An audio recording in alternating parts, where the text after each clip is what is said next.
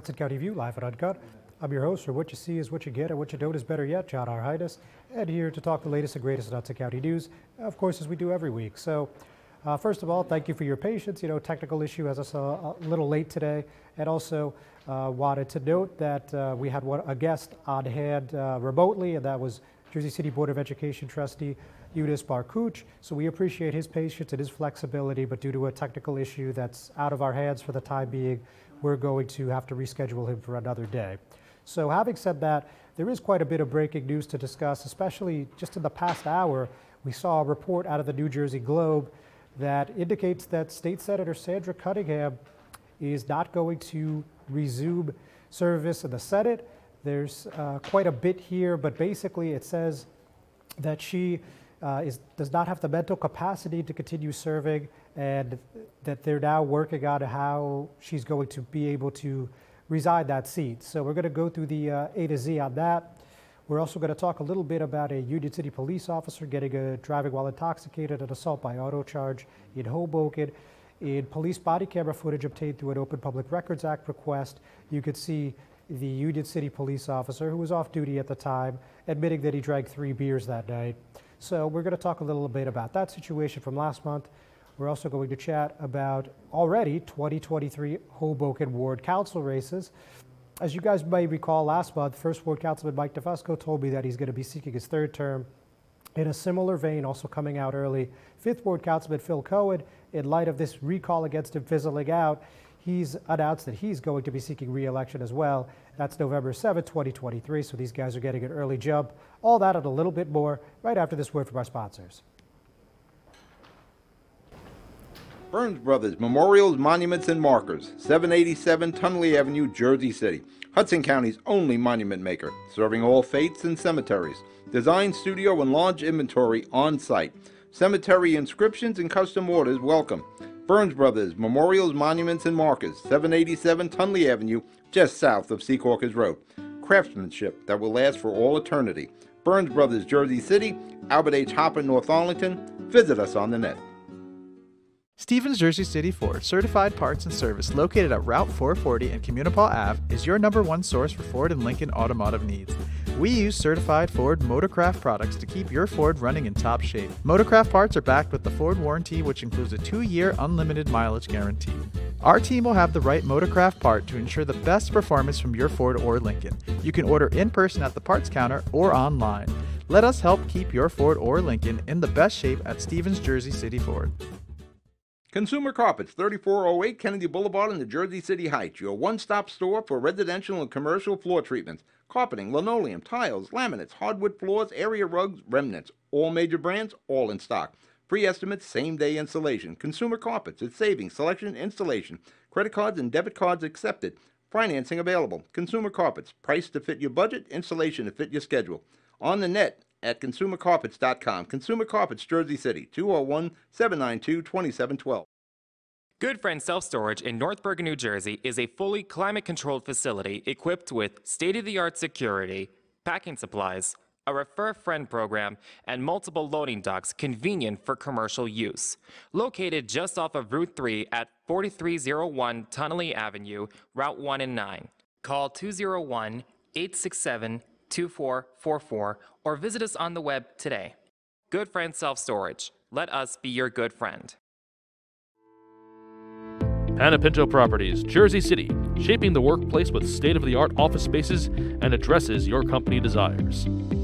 Building residences that define your home environment, adjacent to all modes of transportation with on-site parking available. The right address, the right lease. Call 201-521-9000 or visit online at panapintodevelopment.com. Panapinto Properties, building Jersey City for everyone.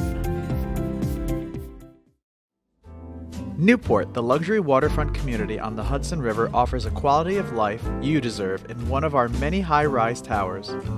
With amenities such as the on-site Newport Path, light rail, Newport Town Square, 3 playgrounds, dog run, upscale restaurants, retail giants like Kohl's, JCPenney, Macy's, and Target. Morton Williams and Acme Supermarket are just outside your front door. A health and fitness center, skating rink, and medical facilities are also on site. Enjoy the New York skyline from our waterfront and various parks. Manhattan is just one pass stop away, or quick ride through the Holland Tunnel. Nursery and private elementary schools all on site. 12-screen movie theater at the Newport Center Mall. Looking to visit? Stay at the Westin or Marriott Hotel. For more information, visit us at newportnj.com. Make lasting memories to cherish forever. It's incredible. It's you, Newport. Live like you want. Hudson County View live at Uncut, John R. Heinis. So let's talk about State Senator Sandra Cunningham. So you guys might recall that back on October 4th, there was a call for service at her home, and she went to the Jersey City Medical Center. And at the time, we really didn't know too much more than that, other than, she was obviously getting some health issues checked out. So we've now heard from the New Jersey Globe, this just came out in the past hour, that due to severe decline in her cognitive health, she is widely expected to resign her seat. This is from David Wildstein again of the New Jersey Globe. So since she's been at the hospital for the past 56 days, a Hudson County Superior Court judge has placed Jersey City Attorney Matthew Burns in charge of Cunningham's personal affairs since the 5-term senator is no longer able to manage them herself. The report also says that Burns' appointment came before former Governor James McGreevey, Cunningham's close friend, asked for another individual to take control of her finances and other private matters. And as you can imagine, court records in this situation are sealed. So, while that's obviously a very unfortunate turn of events, there's already talk here about who is going to fill the Senate seat. Of course, the 31st District involves the south side of Jersey City and about half of Bayonne. And with redistricting now for the next term, which will be 2024 and on, it will also include Kearney. So with that, there's already talk that John Manila, who serves as Jersey City Mayor Stephen Fulop's chief of staff, could be the guy who temporarily fills the seat, but he would not seek election after that, which is kind of unusual. You don't really see a lot of placeholders here in Hudson, but that's one idea that is floated by the Globe. And we've also heard many times before that County Commissioner Bill O'Day is a possibility to fill that Senate seat. And they also now are including the possibility of Jerry Walker. Of course, he's another county commissioner. So, yeah, this is all very fluid. Again, just came out while we were setting up. I'm looking at the Twitter reactions here, and this says you got one account that just identifies themselves as small sliver of Mendham Township, says she may be the 4th senator elected in 2021 to retire from the Senate / not run for re-election in 2023. And that includes Ronald Rice, Nick Sacco. Of course, we've talked extensively about how redistricting impacted North Hudson, and also Dougherty, that's Michael Dougherty. So another interesting thing, we heard from the Rebovich Institute of Politics, and they're saying that the Constitution explicitly allows the Senate to expel a member. Implicitly, it appears that the Senate may likely hold the additional power to declare a vacancy based on absence or the inability to perform duties. Obviously, such a declaration would not be likely to be challenged here. The urgent public purpose would be so that the residents of the district are afforded representation in the state Senate. So, this situation's obviously fluid, and we're going to keep you posted as much as we can, and we're going to give you the updates as they come in throughout the day, throughout the week, throughout the month. And thoughts and prayers are with the senator, whatever those health issues she may be dealing with are going forward. So with that, we're going to move on to what's going on with this Union City driving while intoxicated situation. So this is a Union City police officer. His name is Kevin Roldan. Pretty young officer, 24 years old. He was pulled over in Hoboken around 3 o'clock. He was stopped by police around 3 a.m. on October 16th after there was a 2-car crash. He contended that he went through a yellow light and then was struck by another vehicle. The person, the 23-year-old Jersey City driver in the second vehicle, said differently, and the police body camera footage reveals that Roldan admitted to drinking that night. He said he had 3 beers, so we're going to play the clip right this second, and then we're going to take one more break. Newport, the luxury waterfront community on the Hudson River, offers a quality of life you deserve in one of our many high-rise towers. With amenities such as the on-site Newport Path, light rail, Newport Town Square, 3 playgrounds, dog run, upscale restaurants, retail giants like Kohl's, JCPenney, Macy's, and Target. Morton Williams and Acme Supermarket are just outside your front door. A health and fitness center, skating rink, and medical facilities are also on site. Enjoy the New York skyline from our waterfront and various parks. Manhattan is just one pass stop away, or quick ride through the Holland Tunnel. Nursery and private elementary schools all on site. 12-screen movie theater at the Newport Center Mall. Looking to visit? Stay at the Westin or Marriott Hotel. For more information, visit us at newportnj.com. Make lasting memories to cherish forever. It's incredible. It's you, Newport. Live like you want. Not everyone celebrates the birth of a baby. You have options. Don't panic. New Jersey has safe havens for unwanted infants. Leave the baby with staff at any hospital, ER, police or fire station, or rescue squad. Call the number on your screen for safe haven locations or go to www.njsafehaven.org. No shame, no blame, no names. Safe Haven. This thing rips! Oh, it is so quick. There's a lot of punch packed into this Bronco Sport. It's got a ton of horsepower. I love it. All right, now we're getting hairy. Now we're getting the fun stuff. Yeah. I like how we can get over or around almost anything. Yeah, I dig your ride. I super dig it. It's gonna be a good day. Good Friend Self-Storage in North Bergen, New Jersey is a fully climate-controlled facility equipped with state-of-the-art security, packing supplies, a Refer Friend program, and multiple loading docks convenient for commercial use. Located just off of Route 3 at 4301 Tunnelly Avenue, Route 1 and 9. Call 201-867-2444 or visit us on the web today. Good Friend Self-Storage. Let us be your good friend. Introducing the all-new Ford Maverick. A truck for people who do stuff. And people who make stuff.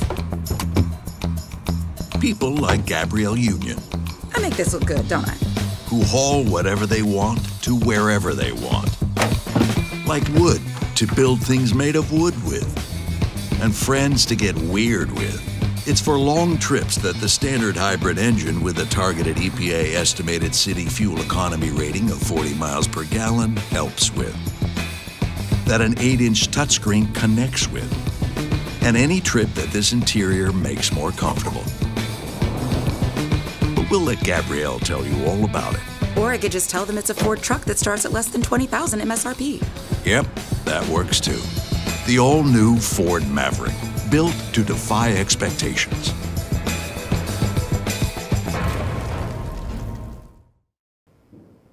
Hudson County View, live and uncut, John R. Heinis. So obviously we did show the clip there. If you'd like to see it, it is on Twitter, it is on Instagram, Facebook, YouTube. So pretty easy to find all on the Hudson County View social media channels. We just didn't have it uploaded and ready to go. So my apologies on that, did not realize until after the fact. So let's move on and talk a little bit what's happening in North Bergen. So not a whole lot of police activity reported on there. This is something that's a bit, like I said, unorthodox. So the guy who founded Bot Sentinel, and this is actually a group that researches spam and trolls online and where their attacks are coming from. His name's Christopher Boozy. He said he was swatted in his home in North Bergen on Sunday, and local police said they're looking into a possible trolling or harassment incident. So let me take you to his tweet.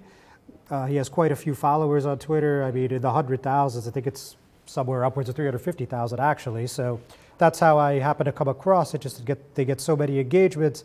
Quite a few people forwarded them to me. So he said some troll just called the NB police and swatted us.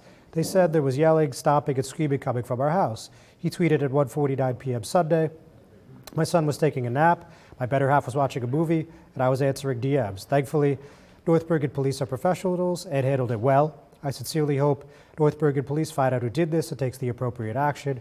This could have ended tragically because some clowns think it's fun to play games with people's lives. So if you look at his website, then you look at Bot Sentinel. It was launched in 2018, and the goal was to help identify inauthentic social media accounts and toxic trolls. And he's been highly critical of Twitter since Elon Musk took over, and he's actually been talking about launching his own platform potentially. So he's looking to get 100,000 people who sign up on Twitter through this third-party link, and then if he does get to that point, he said we'll move forward with doing this potentially new social media platform that would compete with Twitter, Facebook, Instagram, all that good stuff. So it was also featured on an episode of Inside Edition back in October 2021. So anyway, with that said, I spoke to North Bergen Police Captain David Dowd via email, and he told me that 2 uniformed officers from the patrol division responded to an apartment on Meadowview Avenue at about 1:17 p.m. This was a report of a child screaming.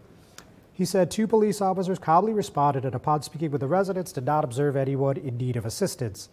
Although this matter does not meet the criteria for a swatting incident, we are nonetheless investigating the source of the call as the victim feels he was trolled or possibly harassed by the reporting person.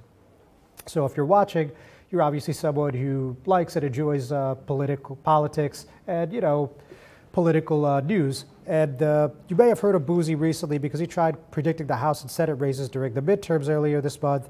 And he was one of the few people that was saying there would not be a red wave. And obviously he was right.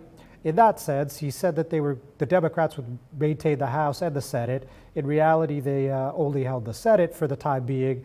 Of course, we still have that runoff election in Georgia between U.S. Rep. Raphael Warnock and Herschel Walker. So that's basically that there. If we hear anything further on this investigation, we'll obviously let you know. Heading on over to the Mile Square City now, we're going to talk about Hoboken 5th Ward Councilman Phil Cohen. So I reported first back in May that there was some paperwork signed to get a recall effort going. Recall efforts, of course, are really not particularly effective in Hoboken. Really, I should say New Jersey. I mean, we're looking back to the 1990s. I can only recall one successful effort, and that was actually against then Mayor Albio Series in West New York. And it was actually Mayor Anthony DeFino. And that was initiated by Albio Series, who wanted to be mayor, and DeFino actually ended up winning that special election. So anyway, the point is, this takes an extraordinary amount of signatures. It's 25% of the electorate, and you only have 6 months to get the valid signatures in. So, it's typically not a particularly viable political action, if you want to call it that. And that's exactly what we saw here. We didn't see any signatures submitted to the clerk's office yesterday, and it just was an unsuccessful effort. So with that noted, Cohen announced that he'll be seeking a third term in a little under a year, November 7, 2023. Of course, he ran with Mayor Ravi Bala in 2019 when it was a vacant seat. That was when Peter Cunningham decided not to seek re-election. And Cohen ended up defeating Timothy Crowell and Nicola Maganuco in a 3-way race. So he said briefly, working closely with Mayor Bala, I have successfully helped lead the fight on the City Council to move forward with critical quality of life projects, including the construction of the Northwest Resiliency Park, defending our waterfront and Union Dry Dock, bringing city bikes to Hoboken, and major infrastructure upgrades such as Vision Zero improvements and Rebuild by Design resiliency infrastructure. He also continued that during his first term, he conducted more than 65 community events and published a bi-monthly newsletter sent to his constituents via email. And he's already announced his formal kickoff's going to take place at the Pilsner House and Beer Garden, that's 1422 Grand Street, at 6 o'clock on December 13th. So for the time being, it looks like all 6 council members, all 6 ward representatives, that is, in Hoboken will be seeking re-election next year. But formally, as I mentioned at the top of the program, only DeFusco and Cohen have declared. So we're going to keep you up to speed on that. And as challengers emerge, we will certainly let you know. With that, we're going to take one more commercial break. We'll be right back. Bring 150 around front, please. We designed the F-150 to be tough. And we delivered on towing and payload like you'd expect. We also made it smart, starting with an available hybrid powertrain. This engine also allows you to use your truck as a high wattage generator. It's the kind of capability that a truck owner's really never had before. Hudson County View, live and uncut. John R. Heinis. So let's talk a little bit about this MUA thing that's happening in Jersey City, Municipal Utilities Authority. So this is a big effort to replace lead pipes. It's a $288 million effort over 9 years. Now, this was discussed at the caucus, which was actually last Monday. So that would have been the 21st. And we saw the JCMUA Executive Director, Joe Kuda, there. And he said, The ordinance will enable us to complete the program as directed by the state of New Jersey. It's now federal law. In 9 years, all lead pipes must be replaced. It's going to be a very large program. The ordinance would allow the JCMUA to perform the work of replacing the service line connecting private property without the express consent of the owner. Owners will be notified well in advance when the work will be done. So subsequent to this, you guys likely read a Jersey Journal report indicating that if the lead pipes weren't properly replaced, that homeowners could be evicted. So that was an amendment that came after the Monday caucus, and then the regular meeting was yesterday. And we'll talk more about this in a story that will come later today. But the long story short is they didn't end up voting on this. They ended up pulling this first reading. So obviously, it looks like they decided that this could use some more fine-tuning, which makes a lot of sense based on the reactions that we're seeing on and offline. Having said that, let's go a little more into what this looks like in terms of this citywide effort. I mean, Vision Media is going to be involved, it's a Secaucus-based public relations firm. Obviously they do a lot of campaigns. They also helped out with, for example, Mayor Fulop's re-election campaign last year. They'll be helping out with North Bergen Mayor Nick Sacco's re-election bid next year. But they do government work, as you guys are well aware. And they're also going to be involved with this, which is known as Lead-Free JC. And this was first touted as a 10-year effort to replace the city's service lines in February. And we heard from a consultant for the project that this is going to take some federal and state funding to get accomplished. Obviously, this is an expensive effort. And she said that they're going to look to the New Jersey Department of Environmental Protection as well as the county to get some early revenue streams. Beyond that, there was an interesting question from Ward 8 Councilwoman Denise Ridley about how they would determine who has lead pipes or not. And we heard from Kuda, who replied, you're going to be able to self-certify, using Suez and possibly other outside contractors going to homes where we think we have hotspots. And he noted we have many unknown service lines in the system. So, yeah, I mean, this is going to, be obviously all boots on the ground type of effort. A lot of departments from the city, I would imagine the building department, health and human services, perhaps even the fire department to some minimal extent, along with the MUA are going to have to work together on this. It's not something that's going to happen overnight. Again, this is going to be about a 9-year effort. So, what the final ordinance looks like, we don't know yet, given that it was pulled yesterday. But this is something that has been discussed for many years in Jersey City. This is not a secret. This is not really breaking news in the sense that there are lead pipelines that need to be replaced.